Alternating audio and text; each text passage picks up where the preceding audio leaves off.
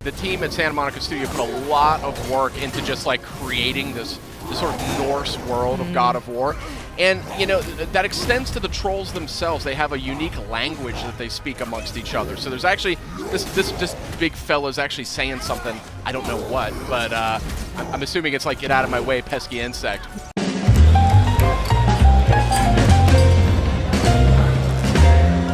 Hey guys, you got Sid here as well as Justin and Kristen. We're taking an exclusive look at God of War. This is footage you will not see anywhere else. And this is a troll you won't see in any of the other footage out there either. That is a nasty looking fellow. These trolls, Goodness. Yeah, look at this thing. These trolls are actually unique. They're named characters in the game's lore. Tell us a little bit. Each one is different. Each one has a completely different backstory. You know, as with Norse mythology, everything here sort of has a little bit of a story, a little bit of a narrative to it. So each of these guys, they're going to look a little different. They're going to fight a little different. The way you want to go up against them, you might want to think about it differently. Yeah, this guy looks a lot meaner. He's a lot more aggressive than the other enemies that we've seen. Now, an interesting fact, too, I mean, the team at Santa Monica Studio put a lot of work into just, like, creating this sort of Norse world of God of War. And, you know, that extends to the trolls themselves. They have a unique language that they speak amongst each other. So there's actually, this big fella's actually saying something, I don't know what, but I'm assuming it's like, get out of my way, pesky insect. But they got a bit of a chip on their shoulder because I think part of the backstory is that they've been betrayed by the gods, you know, and they have all these different cities and villages. And I'd be mad, too.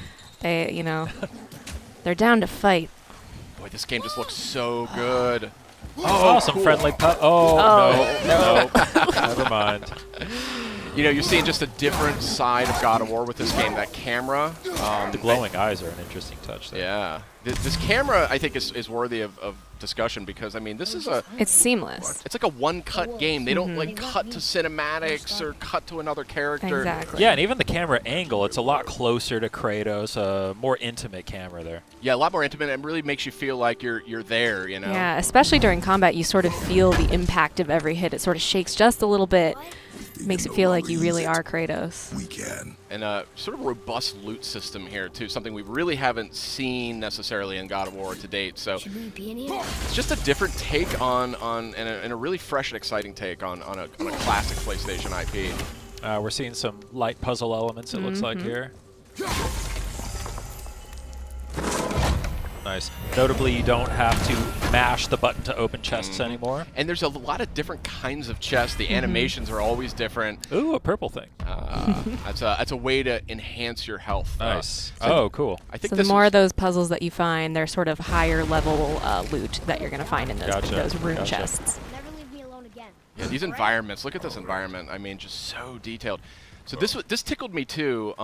You know, this is a new look at God of War, and the climbing is something that I always associated with God of War. You remember those epic climbing sequences? yeah. So Cory Barlog's sort of a veteran on the series. He worked on the original. He was creative director on the second game, and he's creative director on this title as well. And he's riddled this game with just references, homages, clues for fans.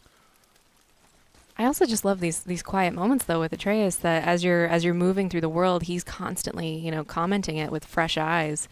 I just love the relationship between Atreus and Kratos. You really see it develop just right away from the beginning. It just dives right in. Yeah, and it's definitely going to be, I think, the centerpiece of the game. It's pretty clear. It's got a lot of power to it emotionally. Like Kratos is this sort of troubled character. You know, if you've played these other games, he's in a different place in his life. He's got a lot of responsibility in a way that he maybe hasn't had in the past. And you know, he has to struggle to like keep his temper, something he's not maybe known for exactly. So, really, really interested to see where they go with that in this game. Yeah, it's interesting. It feels a lot more open, a lot more kind of catered to taking your time and exploring. Absolutely. Kind of punctuated by the fast action sequences. Has this been here all this time? Just beautiful. Why don't you help me up there? Oh, here we Can have get another look? you know, this Leviathan axe. This is the Kratos' new weapon of choice. It has a lot of impact in combat, but it also has some properties that sort of lend themselves to puzzle solving as well. Wait for me, boy.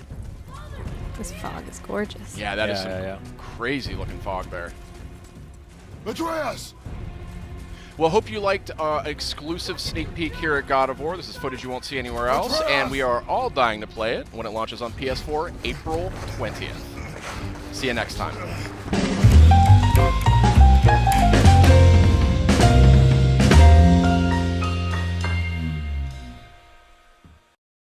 PlayStation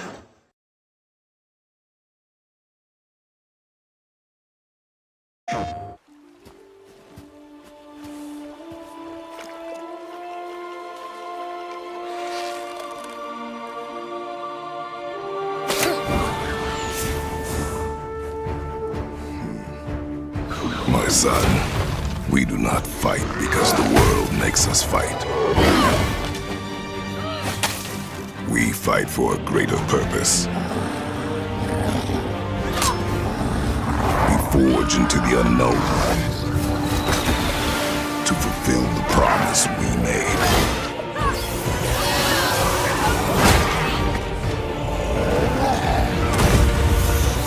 No matter the darkness, nothing will stand in our way.